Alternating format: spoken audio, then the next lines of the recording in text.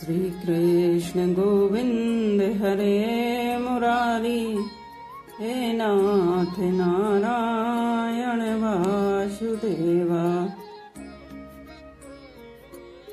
धृतराष्ट्र के प्रश्न का उत्तर संजय आगे के श्लोक से देना आरंभ करते हैं। संजय उवाच, दृष्ट्वा तु पांडवानीकं व्यूढं दुर्योधनस्ता आचार्यमुपसंगम्य राजा वचनम् ब्रीत। तथा जिस समय दोनों सेनाएं युद्ध के लिए खड़ी हुई थी, उस समय की बात संजय यहाँ तदा पद से कहते हैं, कारण कि धृतराष्ट्र का प्रश्न युद्ध की इच्छा वाले मेरे और पांडु के पुत्रों ने क्या किया, इस विषय को सुनने के लिए ही है।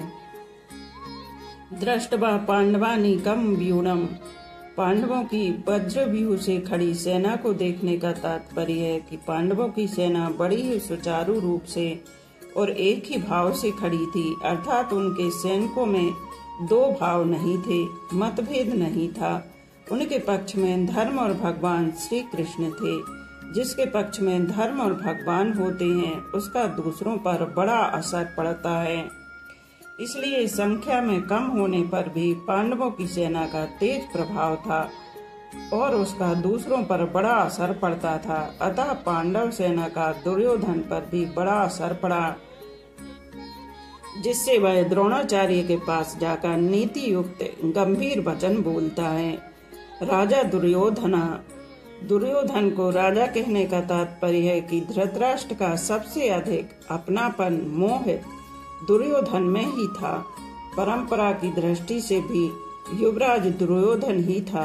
राज्य के सब कार्यों की देखभाल दुर्योधन ही करता था। धृतराष्ट्र तो नाम मात्र के राजा थे, युद्ध होने में भी मुख्य हेतु दुर्योधन ही था।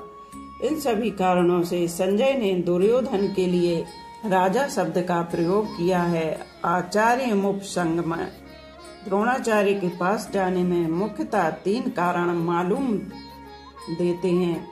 अपना स्वार्थ सिद्ध करने के लिए, अर्थात द्रोणाचार्य के भीतर पांडवों के प्रति द्वेष पैदा करके उनको अपने पक्ष में विशेषता से करने के लिए दुर्योधन द्रोणाचार्य के पास गया। व्यवहार में गुरु के नाते आदर देने के लिए भी द्रोणाचार्य के पास जाना उचित था। मुख्य व्यक्ति का सेना में यथास्थान खड़े रहना बहुत आवश्यक होता है, अन्यथा व्यवस्था बिगड़ जाती है। इसलिए दुर्योधन का द्रोणाचार्य के पास खुद जाना उचित ही था। यहाँ शंका हो सकती है कि दुर्योधन को तो पितामह भीष्म के पास जाना चाहिए था, जो कि सेनापति थे, पर दुर्योधन गुरु द्रोणाचार्य के पास ही क्यों गया? इसका समाधान यह है कि द्रोण और भीष्म दोनों उभय पक्षपाती थे, अर्थात वे कौरव और पांडव दोनों का ही पक्ष रखते थे। उन दोनों में भी द्रोणाचार्य को ज्यादा राजी करना था, क्योंकि द्रोणाचार्य के साथ दुर्योधन का गुरु के नाते तो स्नेह था, पर कुटुंब के नाते स्नेह नहीं था। और अर्जुन पर द्रोणाचार्य की विशेष कृपा थी, अतः उनको राजी करने के लिए दुर्योधन का उनके पास जाना ही उचित था। व्यवहार में भी यह देखा जाता है कि जिसके साथ स्नेह नहीं है, उससे अपना स्वार्थ सिद्ध करने के लिए मनुष्य उसको ज्यादा आदर देकर राजी करता है। दुर्योधन के मन में यह विश्वास था कि भीष्म जी तो हमारे दादाजी ही हैं, अतः उनके पास ना जाऊं तो भी कोई बात नहीं, ना जाने से अगर वे नाराज भी हो जाएंगे तो मैं किसी तरह से उनको राजी कर लूंगा, कारण कि पितामह भीष्म के साथ दुर्योधन का कौटुंबिक संबंध और स्नेह था ही। भीष्म का भी उसके साथ कौटुंबिक संबंध और स्नेह था। इसलिए भीष्म जी ने दुर्योधन को राजी करने के लिए जोर से शंख बजाया।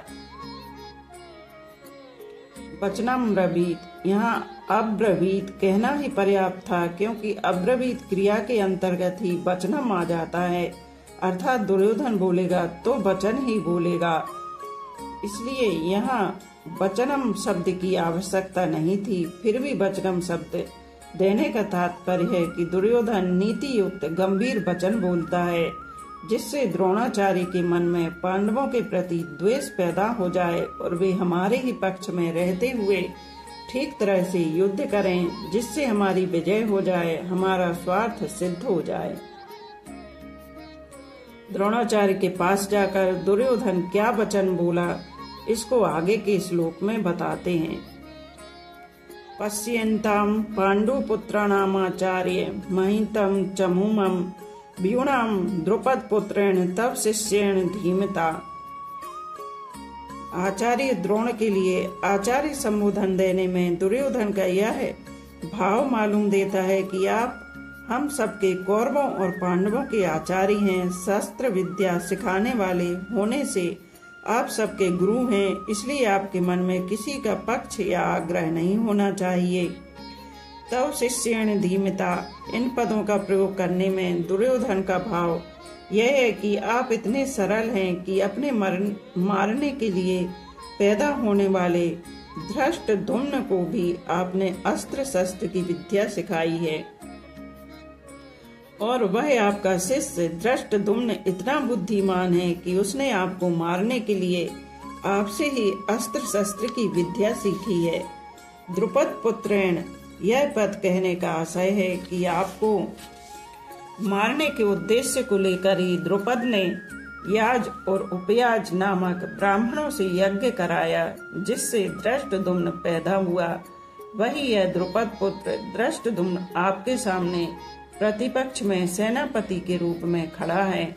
यद्यपि दुर्योधन यही द्रुपद पुत्र के स्थान पर धृष्टद्युम्न भी कह सकता था, तथापि द्रोणाचार्य के साथ द्रुपद जी बैर रखता था। उस बैर भाव को याद दिलाने के लिए दुर्योधन यहाँ द्रुपद पुत्रेण शब्द का प्रयोग करता है कि अब बैर निकालने का अच्छा मौका है। पांडुपुत्राणाम एताम व्यूणाम महितम चमूम पश्य, द्रुपद पुत्र के द्वारा पांडवों की इस व्यूहाकार खड़ी हुई बड़ी भारी सेना को देखिए। तात्पर्य कि जिन पांडवों पर आप स्नेह रखते हैं, उन्हीं पांडवों ने आपके प्रतिपक्ष में खास आपको मारने वाले द्रुपद पुत्र को सेनापति बनाकर व्यूह रचना करने का अधिकार दिया है। अगर पांडव आपसे स्नेह रखते तो कम से कम आपको मारने वाले को तो अपनी सेना का मुख्य सेनापति नहीं बनाते, इतना अधिकार तो नहीं देते, परंतु कुछ जानते हुए भी उन्होंने उसी को सेनापति बनाया। यद्यपि कौरवों की अपेक्षा पांडवों की सेना संख्या में कम थी, अर्थात कौरवों की सेना 11 अक्षौहिणी और पांडवों की सेना 7 अक्षौहिणी थी, तथापि दुर्योधन पांडवों की सेना को बड़ी भारी बता रहा है। पांडवों की सेना को बड़ी भारी कहने में दो भाव मालूम देते हैं। पांडवों की सेना ऐसे ढंग से व्यूहाकार खड़ी हुई थी, जिससे दुर्योधन को थोड़ी सेना भी बहुत बड़ी दिख रही थी, और पांडव सेना में सबके सब योद्धा एक मत के थे। इस एकता के कारण पांडवों की थोड़ी सेना भी बल में उत्साह में बड़ी मालूम दे रही थी। ऐसी सेना को दिखाकर दुर्योधन द्रोणाचार्य से यह कहना चाहता है कि युद्ध करते समय आप इस सेना को सामान्य और छोटी न समझें, आप विशेष बल लगाकर सावधानी से युद्ध करें। पांडवों का सेनापति है तो आपका शिष्य द्रुपद पुत्र ही, अतः उस पर विजय करना आपके लिए कौन सी बड़ी बात है।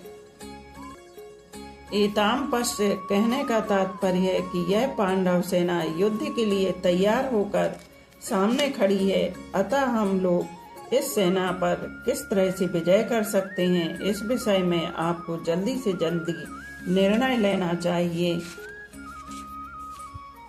द्रोणाचार्य से पांडवों की सेना देखने के लिए प्रार्थना करके अब दुर्योधन उन्हें पांडव सेना के महारथियों को दिखाता है।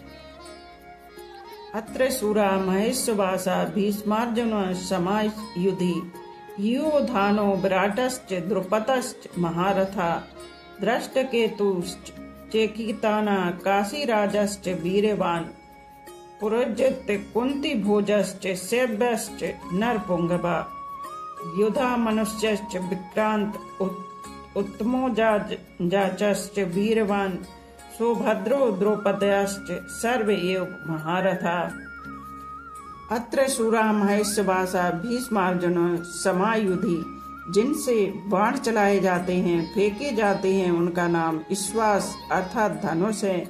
ऐसे बड़े बड़े ईश्वास धनुष जिनके पास हैं, वे सभी महेश्वास हैं। तात्पर्य है कि बड़े धनुषों पर बाण चढ़ाने एवं प्रत्यंचा खींचने में बहुत बल लगता है। जोर से खींचकर छोड़ा गया बाण विशेष मार करता है। ऐसे बड़े बड़े धनुष पास में होने के कारण ये सभी बहुत बलवान और शूरवीर हैं। ये मामूली योद्धा नहीं हैं। युद्ध में ये भीम और अर्जुन के समान हैं, अर्थात बल में ये भीम के समान और अस्त्र शस्त्र की कला में ये अर्जुन के समान हैं। योधाना सात्विक ने अर्जुन से अस्त्र शस्त्र की विद्या सीखी थी। इसलिए भगवान श्री कृष्ण के द्वारा दुर्योधन को नारायणी सेना देने पर भी कृतज्ञ होकर अर्जुन के पक्ष में ही रहा, दुर्योधन के पक्ष में नहीं गया। द्रोणाचार्य के मन में अर्जुन के प्रति द्वेष भाव पैदा करने के लिए दुर्योधन महारथियों में सबसे पहले अर्जुन के शिष्य युधान का नाम लेता है। तात्पर्य है कि इस अर्जुन को तो देखिए, इसने आपसे ही अस्त्र शस्त्र चलाना सीखा है और आपने अर्जुन को यह वरदान भी दिया है कि संसार में तुम्हारे समान और कोई धनुर्धर ना हो, ऐसा प्रयत्न करूंगा। इस तरह आपने तो अपने शिष्य अर्जुन पर इतना स्नेह रखा है, पर वह कृतज्ञ होकर आपके विपक्ष में लड़ने के लिए खड़ा है, जबकि अर्जुन का शिष्य युधान उसी के पक्ष में खड़ा है। युधान महाभारत के युद्ध में न मरकर यादवों के आपसी युद्ध में मारे गए। भ्रातश्च, जिसके कारण हमारे पक्ष का वीर सुशर्मा अपमानित किया गया, आपको सम्मोहन अस्त्र से मोहित होना पड़ा और हम लोगों को भी जिसकी गायें छोड़कर युद्ध से भागना पड़ा, वह राजा विराट आपके प्रतिपक्ष में खड़ा है। राजा विराट के साथ द्रोणाचार्य का ऐसा कोई वैर भाव या द्वेष भाव नहीं था, परंतु दुर्योधन यह समझता है कि अगर युधान के बाद में द्रुपद का नाम लूं, तो द्रोणाचार्य के मन में यह भाव आ सकता है कि दुर्योधन पांडवों के विरोध में मेरे को उकसाकर युद्ध के लिए विशेषता से प्रेरणा कर रहा है तथा मेरे मन में पांडवों के प्रति वैर भाव पैदा कर रहा है। इसलिए दुर्योधन द्रुपद के नाम से पहले विराट का नाम लेता है, जिससे द्रोणाचार्य मेरी चालाकी न समझ सके और विशेषता से युद्ध करे। राजा विराट उत्तर, श्वेत और शंख नामक तीनों पुत्रों सहित महाभारत युद्ध में मारे गए। द्रुपदश्च महारथा, आपने तो द्रुपद को पहले की मित्रता याद दिलाई, पर उसने सभा में यह कहकर आपका अपमान किया कि मैं राजा हूँ और तुम भिक्षुक हो, अतः मेरी तुम्हारी मित्रता कैसी। तथा वैरभाव के कारण आपको मारने के लिए पुत्र भी पैदा किया। वही महारथी द्रुपद आपसे लड़ने के लिए विपक्ष में खड़ा है। राजा द्रुपद युद्ध में द्रोणाचार्य के हाथ से मारे गए।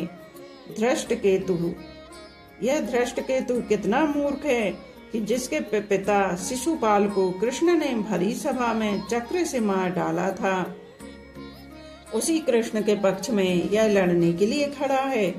धृष्टकेतु द्रोणाचार्य के हाथ से मारे गए। चेकितानः, सब यादव सेना तो हमारी ओर से लड़ने के लिए तैयार है और यह यादव चेकितान पांडवों की सेना में खड़ा है। चेकितान दुर्योधन के हाथ से मारे गए। काशीराजश्च वीरवान, यह काशीराज बड़ा ही सूरवीर और महारथी है, यह भी पांडवों की सेना में खड़ा है। इसलिए आप सावधानी से युद्ध करना, क्योंकि यह बड़ा पराक्रमी है। काशीराज महाभारत युद्ध में मारे गए। पुरुजित कुंती भोजश्च, यद्यपि पुरुजित और कुंती भोज ये दोनों कुंती के भाई होने से हमारे और पांडवों के मामा हैं, तथापि इनके मन में पक्षपात होने के कारण ये हमारे विपक्ष में युद्ध करने के लिए खड़े हैं। पुरुजित और कुंती भोज दोनों ही युद्ध में द्रोणाचार्य के हाथ से मारे गए। सेव्यश्च नरपुंगव, यह सेव्य युधिष्ठिर का ससुर है, यह मनुष्यों में श्रेष्ठ और बहुत बलवान है। परिवार के नाते यह भी हमारा संबंधी है, परंतु यह पांडवों के ही पक्ष में खड़ा है। युधा मनुष्य विक्रांत उत्तमोजाश्च वीरवान, पांचाल देश के बड़े बलवान और वीर योद्धा युधामन्यु तथा उत्तम मोजा मेरे बैरी अर्जुन के रथ के पहियों की रक्षा में नियुक्त किए गए हैं। आप इनकी ओर भी नजर रखना। रात में सोते हुए इन दोनों को अश्वत्थामा ने मार डाला। सुभद्रा, यह कृष्ण की बहन सुभद्रा का पुत्र अभिमन्यु है। यह बहुत शूरवीर है। इसने गर्भ में ही चक्रव्यूह भेदन की विद्या सीखी है। अतः चक्रव्यूह रचना के समय आप इसका ख्याल रखें। युद्ध में दुशासन पुत्र के द्वारा अन्याय पूर्वक सिर पर गदा का प्रहार करने से अभिमन्यु मारे गए। द्रौपदीश्च, युधिष्ठिर, भीम, अर्जुन, नकुल और सहदेव, इन पांचों के द्वारा द्रौपदी के गर्भ से क्रमशः प्रतिविंध्य, श्रुत सोम, श्रुत कर्मा, शतानीक और श्रुत सेन पैदा हुए हैं। इन पांचों को आप देख लीजिए। द्रौपदी ने भरी सभा में मेरी हंसी उड़ाकर मेरे हृदय को जलाया है। उसी के इन पांचों पुत्रों को युद्ध में मारकर आप उसका बदला चुकाएं। रात में सोते हुए इन पांचों को अश्वत्थामा ने मार डाला। सर्वएव महारथा, इस सब के सब महारथी हैं, जो शास्त्र और शस्त्र विद्या दोनों में प्रवीण हैं और युद्ध में अकेले ही एक साथ 10,000 धनुर्धारी योद्धाओं का संचालन कर सकता है। उस वीर पुरुष को महारथी कहते हैं। ऐसे बहुत से महारथी पांडव सेना में खड़े हैं। संबंध आगे का शेष श्लोक आगे से कल शुरू करेंगे। अभी ये कुछ श्लोक छोटे छोटे थे, इसलिए मैंने आज 3 या 4 श्लोक ले लिए हैं। कृष्णाय वासुदेवाय हरे परमात्मने प्रणतः क्लेशनाशाय गोविंदाय नमो नमः। बोलो बांके बिहारी लाल की जय, राधा रानी सरकार की जय।